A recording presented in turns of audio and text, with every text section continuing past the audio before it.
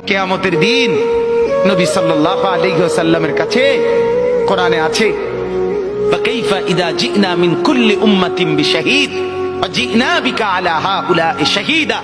নবীকে বলছে আল্লাহ, বন্ধু আপনার উম্মতের প্রত্যেকের আমলনামা আমি আপনার হাতে দেখাবো, আপনার হাতে,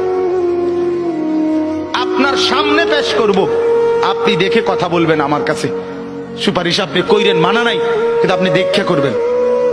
রাসূলুল্লাহ সাল্লাল্লাহু আলাইহি ওয়াসাল্লাম যদি হাসরের ময়দানে এরকম আমলনামা খুলে উল্টায় আর পৃষ্ঠার পর পৃষ্ঠা দেখে ফজর নাই, জোহর নাই, আসর নাই, মাগরিব নাই, ইশা নাই, শনিবার রবিবার, মদ জুয়া, অবৈধ উপার্জন, গান বাদ্য, নাটক, সিনেমা, জিনা, ব্যভিচার, বেহায়া, বেপর্দা সব উল্টায়।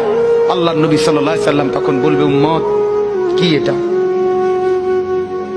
উম্মত আমার 23 বছরের